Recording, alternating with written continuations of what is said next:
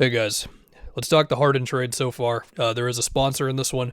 Garland has not played, so this is just Harden and the Cavs. The first game against the Kings showed you immediately the impact Harden can have, where the Kings were putting two to the ball on him a lot, and then he would find Allen or Jalen Tyson a lot of the time in the middle of the floor. They did have to go on a comeback. Harden had a big pull-up three late for Keon screening for him.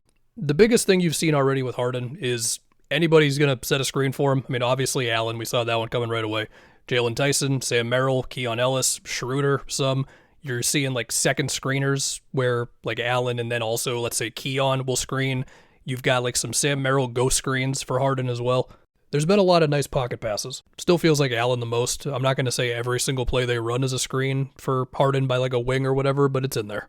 And not to say that you couldn't do this with Garland, but one, Garland's barely played this year, and Harden obviously is better. Like, none of that is surprising. We all saw that coming. He's taken less shots and been more efficient early on in Cleveland. The Hornets game in the fourth quarter, where Diabate was not playing, he's suspended. That, of course, matters. But Harden kept on just hunting Tijon Salon, and Sion was able to still bother Harden on the ball some, but whenever he got the Salon switch, and then it was Kalkbrenner just typically dropping back on screens, it just gave him a runway. Or they would put two on him, and then it'd swing, and I think it was like a Mitchell three out of that. Then we get to their win versus the Nuggets, where it did seem like Denver was going to win that, but the Nuggets, I mean, they just haven't like been very good lately, to be honest. The defense keeps on slipping, and yet I still believe if they're perfectly healthy, they're my team to win the whole thing. But anyway, Harden just made so many plays down the stretch of that game. The biggest one being the step back three on Hardaway to, I think, tie it late, and then Mitchell had the foul to seal it. But before that, they just had a bunch of successful screen actions, like Jalen Tyson screens for Harden, and then Jokic doesn't want to close out to Tyson, so now Tyson's wide open for three. Or Merrill got an open three because he got the Murray switch, Harden, and then Christian Brown was basically doubling Harden to help out Murray. Another time where, as Allen was coming up for the screen, Harden immediately got off the ball, and then the Nuggets are scrambling, and then Allen's cutting to the rim. You get it. Now we go to the OKC game. If you just want to be a Cavs hater, this is the game you're looking at. Before we get back to it, this video is sponsored by SeatGeek. So everybody thinks that Tatum's coming back in this March 1st game against Philly. Maybe he does, maybe he doesn't, I don't know. But I know that all the news is good. He's practicing more, and we've got pictures at least, and we have a Joe Mazzulla blank stare at a reporter asking for details, because of course we do. Also, I just learned that there's going to be World Cup games at Gillette Stadium. If I wanted to go to any of those games or any sporting event or concert or festival or many things, then I would use SeatGeek as I have before, and it's always been good. And you can use my code FunkyDiabetic10 for 10% off your next order at SeatGeek. There are over 70,000 events listed on SeatGeek, and with over 28 million downloads, SeatGeek is the #1 rated ticketing app. Every ticket is backed by their buyer guarantee, and SeatGeek rates deals on a scale of 1 to 10, so you know you're getting a good deal. Just look for the green dots. Green means good, red means bad.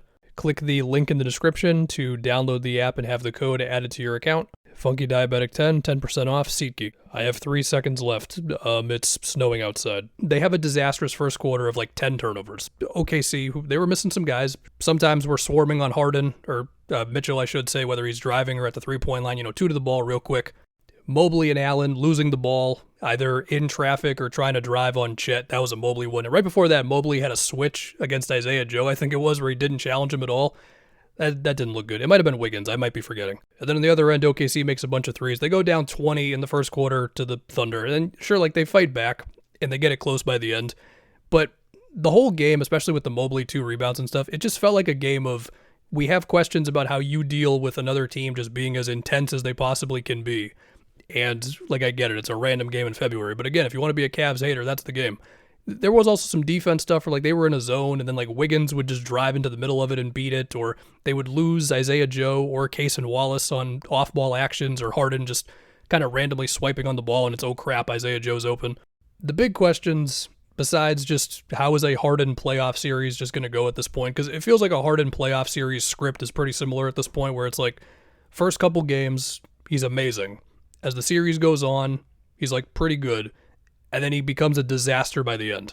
And right now, I mean, if the playoffs began today, they'd face the Raptors in round 1. And I imagine the Cavs would be favored. But I'm just picturing Jamal Shed making his life all about making Harden as miserable as he can for a whole playoff series. And that does intrigue me. Although he's not actually the starters. That might get a little weird. Whatever, I'm getting ahead of myself. We'll see with Harden when we get to the playoffs eventually. As far as Mobley, yeah, I'm going to picture the playoffs. The teams at times are going to put 2 to the ball on Harden, and they are going to dare Mobley to make a play in the middle of the floor. Now, he's better at this stuff than he was like when the Knicks were daring him to do it. I'd like to believe.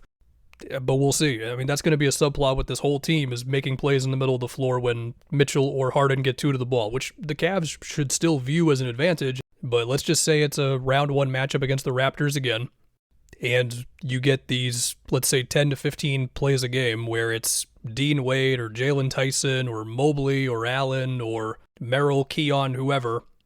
Let's say like they're a foot within the three-point line after there was two to the ball on Harden or Mitchell.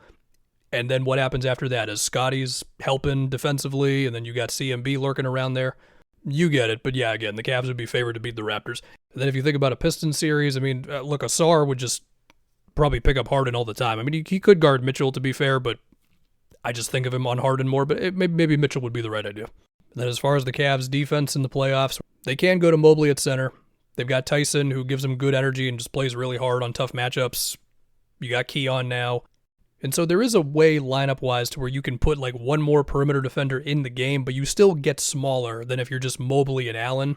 Sure, Harden, while he's got his own problems defensively, mostly as a team defender, when it comes to just guarding what is in front of him, he is better than Garland, mostly because he's just bigger. So, okay, I do think the rest of this regular season, they are probably going to have one of the best records in the league.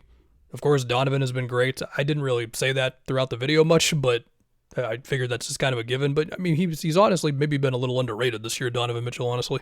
So yeah, they look good. We'll see in the playoffs. The East playoffs should be a good time.